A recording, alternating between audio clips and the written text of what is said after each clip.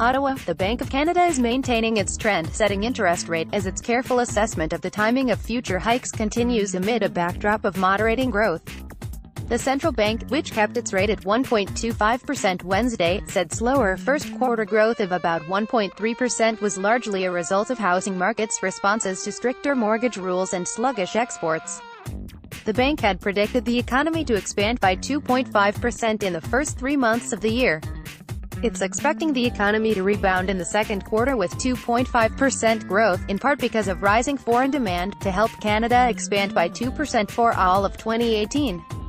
The economy saw 3% growth in 2017. Canada's economic growth has moderated, and the economy is operating close to capacity, the bank said in its latest monetary policy report, which was released alongside the rate announcement. While a moderation was anticipated, temporary factors are resulting in sizable short-term fluctuations in growth. The bank reiterated that it expects further interest rate hikes to be necessary over time and that it will follow a cautious, data-dependent approach when weighing future decisions. Some progress has been made on the key issues being watched closely by Governing Council, particularly the dynamics of inflation and wage growth, the bank's statement said. This progress reinforces Governing Council's view that higher interest rates will be warranted over time, although some monetary policy accommodation will still be needed to keep inflation on target. The bank will also continue to watch the economy's sensitivity to higher interest rates and how well it builds capacity through investment, which would enable Canada to lift growth beyond what is viewed as its potential ceiling without driving up inflation. Signs suggest the economy has made some progress in building this capacity, the bank said. The bank is also keeping a close watch on the evolution of external risks. Exports and business investment in Canada have been held back by competitiveness challenges and trade policy uncertainties, which include escalating geopolitical conflicts that risk damaging global expansion, the bank said. It laid out estimates on the growth impacts on Canada due to tax reforms in the United States, which are expected to lure more investment south of the border.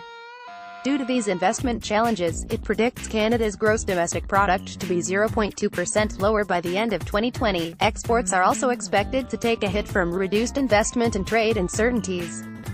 The bank projects that Canada's GDP will be 0.3% lower by the end of 2020 due to the negative impacts on exports.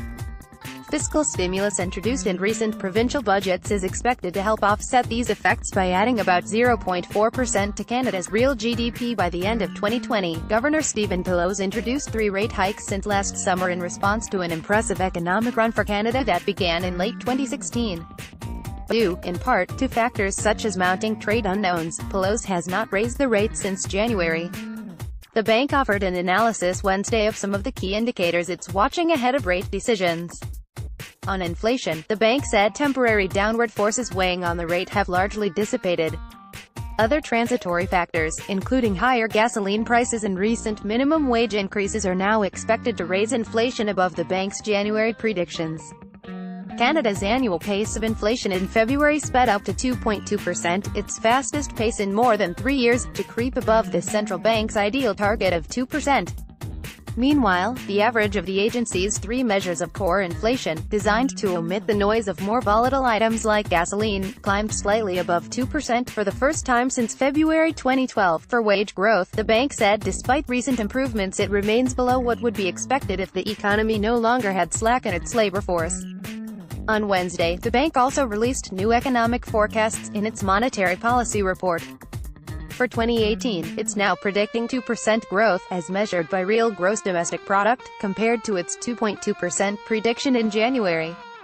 The bank raised its growth projection for 2019 to 2.1%, up from its previous prediction of 1.6%, before raising to 1.8% in 2020. It noted that these readings would still be slightly above Canada's estimated potential output for the next 3 years.